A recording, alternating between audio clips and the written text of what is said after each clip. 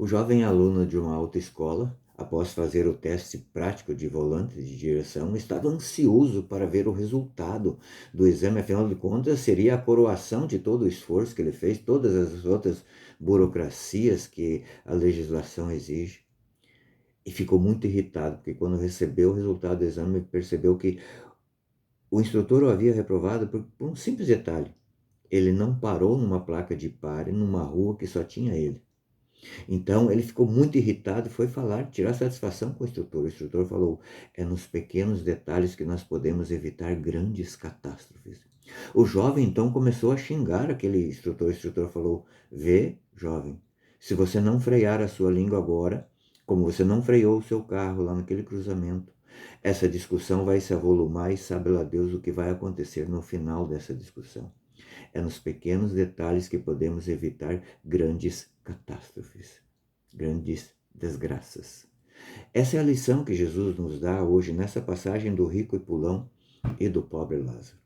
Aparentemente não tem nada com frear, não tem nada com a fala. Mas veja, a palavra diz que o rico e pulão dava festa, se banqueteava e que se vestia com roupas extravagantes, e o pobre Lázaro estava lá fora, né, querendo pelo menos comer as migalhas do pão, mas o rico nem isso dava. Os cachorros lambiam as feridas do pobre Lázaro, né?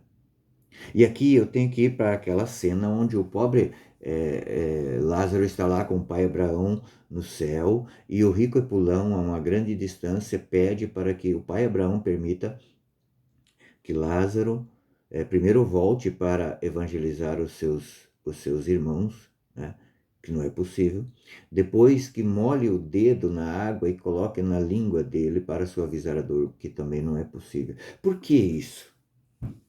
Por que a língua? Santa Francisca Romana nos ensina, no livro Tratado do Inferno, que, de acordo com o nosso pecado, será o nosso tormento no inferno. Veja o que ela fala aqui sobre o tormento das pessoas que pecam pela língua. As pessoas que falam mal dos outros mentem e enganam, falam com orgulho e com arrogância, não ouvem a verdade e falam com raiva e ódio, são atormentadas por uma língua de fogo que as queima e as tortura eternamente. São obrigadas a comer seu próprio veneno, que falam mal dos outros, espalham veneno contra as pessoas, serão suspensas por palavras. Enfim, é tenebroso. É tenebroso. Aqui nós vemos claramente que o rico Epulão pede para suavizar o seu tormento. O seu tormento no inferno, que é a língua.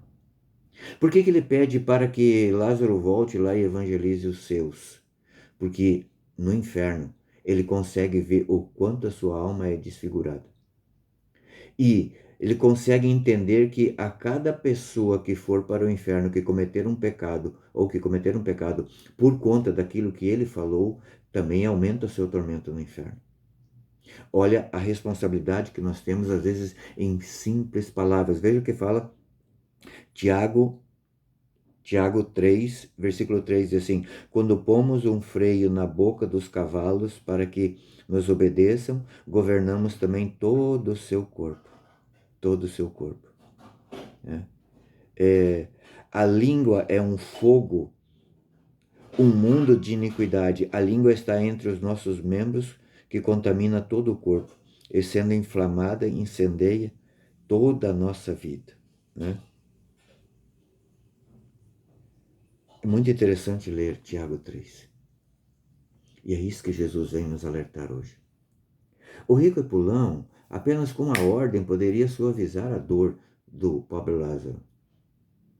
Mas não deu bola, não quis ouvir. Os cães fizeram o papel que era para o rico fazer. Os cães tiveram mais compaixão do pobre do que o próprio rico Epulão. Foram lamber as suas feridas para suavizar a sua dor. Nós temos, através da nossa palavra, o poder de criar a nossa vida, o nosso mundo. Sim.